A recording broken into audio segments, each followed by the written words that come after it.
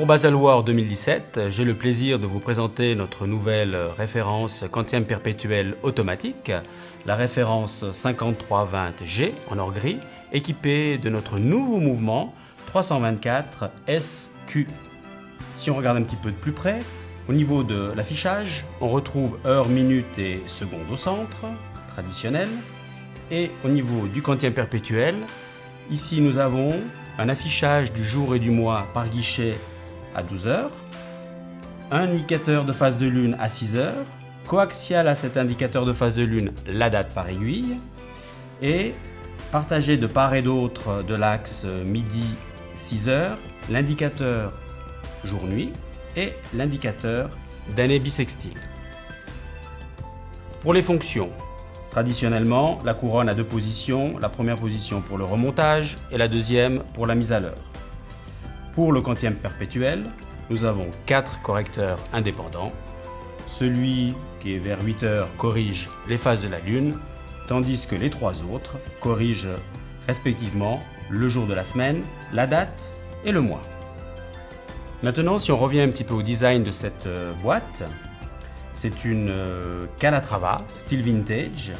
Elle est inspirée de la référence 2405 que nous avions sortie en 1940. Cette boîte a une particularité, c'est qu'elle est étampée dans son ébauche afin d'avoir des arêtes saillantes entre la bande de carrure et les cornes. Ceci dessus et dessous. Enfin, cette carrure, une fois qu'on la reprend en usinage et en tournage, et entièrement terminée à la main, on arrive à cette terminaison-là et on voit la caractéristique des cornes qui sont en fait des triples godrons sur chaque corne. Donc nous avons là un gros travail de fabrication et de terminaison de la carrure. Une autre particularité, cette largeur de bande qui est très faible, en fait elle est aussi réalisée grâce à la glace de la lunette. La glace de la lunette ici, c'est une glace box, c'est une glace à talons, mais elle est rehaussée, c'est-à-dire que le talon il est très très imposant. Donc ça donne un effet totalement vintage de ces montres que l'on avait à l'époque, qui étaient très fines, et puis cette glace qui était bombée. Donc là, à l'époque, c'était des glaces en plastique. Hein. Ici, on est en saphir, comme la glace de dessus, évidemment. Glace de dessus et glace dessous, elles sont en saphir. Une autre particularité, vous pouvez voir ici, la glace, elle est métallisée. En fait, c'est un petit peu l'astuce. On peut voir ici sur la coupe que, en général, c'est la lunette qui cache le cadran. Et en fait, là, pour avoir une lunette très très fine, c'est la glace qui vient recouvrir directement le cadran. Donc pour avoir le bon diamètre d'ouverture de la lunette, on a dû métalliser la glace qui matérialise la bordure du cadran. Au niveau de l'affichage, nous avons donc un cadran laqué couleur crème avec des index appliques chiffres arabes en or et remplis de superluminova. Le style, c'est un style design pilote. Ces index, ils ont le pourtour est marqué par des cabochons qui soulignent le trait de chaque heure. Ces cabochons sont aussi en or remplis de superluminova. Donc le superluminova, c'est un produit phosphorescent qui permet de voir les indications de l'heure la nuit. Les aiguilles, elles aussi sont en or, remplies de superluminova, dans un design bâton à bout pointu. Donc c'est un design d'aiguille des années 50. Maintenant, si on passe au mouvement. Ici, on voit la référence 5270, qui est le chronographe quantien perpétuel.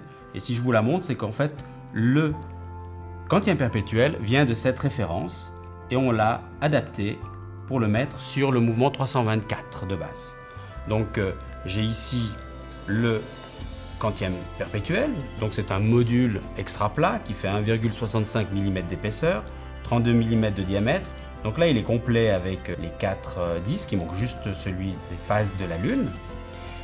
Et ici, le fameux mouvement 324 à rotor central qui est notre mouvement phare dans la collection des mouvements automatiques chez Patek Philippe. Cette référence 5320G est le troisième quantième perpétuel de la collection Patek Philippe. En effet, nous avons encore en collection la référence 5496 qui est montée aussi sur un mouvement de base 324, mais ici on a la date rétrograde. La première version de cette montre a été sortie en 1993 dans la référence 50-50. Et aujourd'hui, nous avons encore un autre quantième perpétuel en collection sur le 240Q, mouvement extra plat, avec un affichage totalement à aiguille, qui sont la référence 51-40 et 53-27.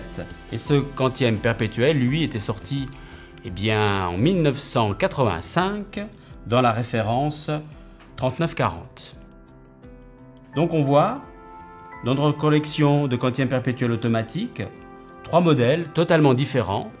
Et après plus de 24 ans avoir sorti le dernier quantième perpétuel, nous arrivons avec la 5320 avec un look résolument vintage mais contemporain avec un affichage de quantième perpétuel totalement original. Dans les spécifications, donc là on est dans une boîte qui fait 40 mm de diamètre, 11 mm d'épaisseur. Ceci est dû à la glace très convexe que l'on a vu précédemment. Une étanchéité à 30 mètres. Le fond est livré en verre saphir ou en fond plein, donc interchangeable. On a une boucle déployante. Et enfin, pour le mouvement, donc c'est un mouvement automatique, un peu moins de 5 mm d'épaisseur, 32 mm de diamètre, fréquence 4 Hz, et bien sûr, on a le fameux balancier Gyromax, le Spiral Spiromax et 45 heures de réserve de marche. Merci de votre attention.